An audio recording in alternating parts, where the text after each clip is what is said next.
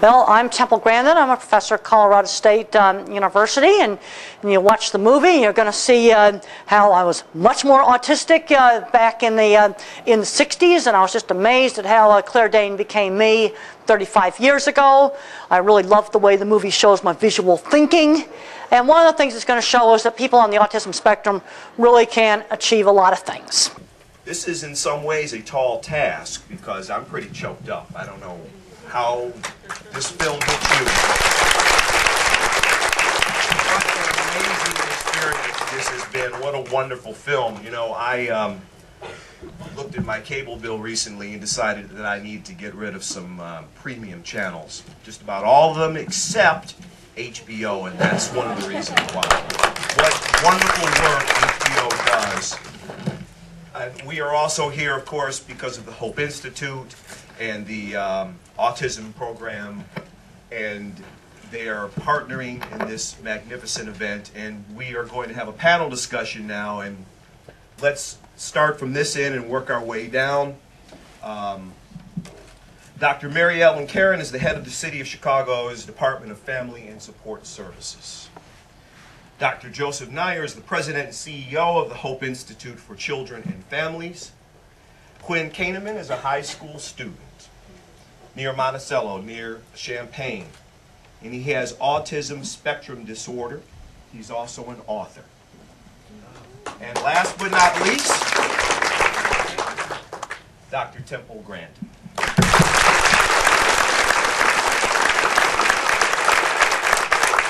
Dr. Grandin, I have to ask you first, when you watch that, what do you think?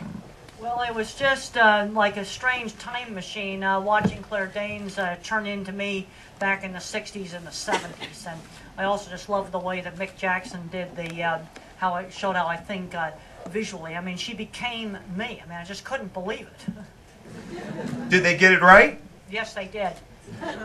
Well, I hope I'm not quite so autistic acting as now. See, the thing is, a person on the spectrum always can keep learning. You know, the scene in there where Mother was always pushing me to do things. You got to push a little bit or you don't get any progress. Quinn, you're how old?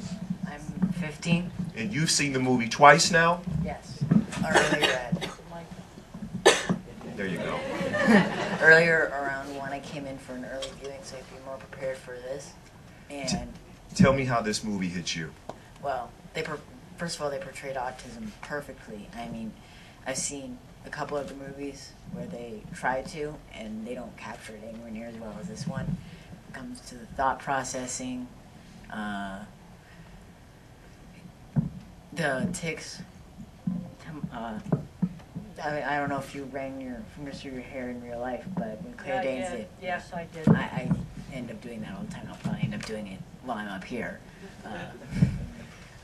Just everything is portrayed so well. I was really surprised. It made me wonder if Claire Danes actually didn't have a little bit of ass being her. How about that, huh? Dr. Nyer, tell me your reaction to the film. Well, I got to see it earlier today with Quinn and had a conversation with Quinn just following that viewing, and then saw it tonight.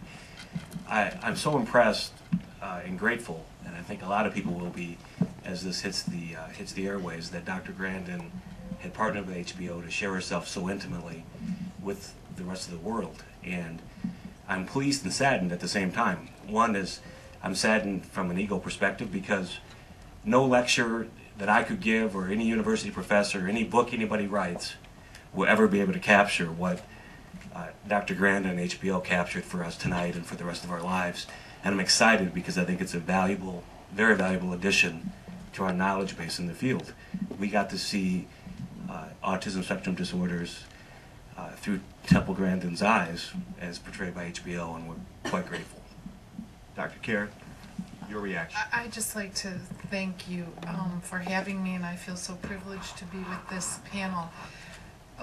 What I thought about is how we really need to think about the differences in everybody, and that the way this movie teaches us that there's so much to give, and there's so many things that you can learn from people who you may not think like you to begin with, but that you need to really dig deeper and find out who everyone is so that they can affect your life, or in this case, in Temple's case, she certainly has changed the way and is an inventor. Dr. Grandin, the movie ends in 1981, so 29 years later, how do you think the world views autism and people with autism? Well, I think a whole lot better. I mean, back when my mother was doing things, there were no support groups. I mean, people didn't understand autism today. I mean, there's many more services today. But I want to emphasize the one thing that really helped me, I think, was my 50s upbringing. When life was more structured, I was expected to have table manners. You know, I get kind of worried about, especially some of the smart kids like you. You probably got good manners, but I'm seeing, you know, too much just really bad behavior. And, you know, I was angry when the can of deodorant was slammed down. But you know what? I thank them now for that. Because I think it's fine to be eccentric, and I still dress eccentric, but you can't be a rude, dirty slob that, you know, damages other people's property. You know, I knew where the boundaries were. I knew just which house in the neighborhood I could be really bad. You know, wet toilet paper fights in the living room? Not in our house. You know, Mother kind of knew just how hard to push. Because if you don't push some, you're not going to get anywhere. Now, you've got to be careful about sensory overload. When I get tired, things get harder. But, you know, there's got to be some expectations for behavior. I was a member of Mayor Daley's cabinet for 5 years in the 90s as his press secretary. I think I know some of the answers, but why don't you tell us what the city of Chicago is doing? Yes. Right now we have 2 autism programs of Illinois, which is called TAP, and this is the nation's largest statewide autism resource network. So parents and anyone who wants to can go in and learn about autism. They can also make things that help children or adults at home. We also have family and community resource centers, and it was really interesting. That's at our Head Start locations, and we're really trying in the city of Chicago to figure out how to help earlier in the Head Start in particular, and to teach teachers how to help kids who need something different than what we think in our heads. And then the Hope Institute, which Dr. Naya represents, has just opened a charter school this summer, and they right now are in the early grades, but the plan is to go all the way through high school. And it's a school that has some children with learning disabilities and on the autism spectrum, but it also has the general population. So my belief is that anybody who gets together and meets others not like themselves will certainly be ambassadors for the future. So I think this school, which is going, and they're hoping to open many more. And then Easter Seals also has a specialized day school for students on the autism spectrum. And the mayor has taken this on as one of his issues, Jim. He is very concerned about making sure places like the airport aren't more difficult for those who are on the spectrum, and also the libraries and the Children's Museum. And so we're really looking into ways of how to make the place more user-friendly.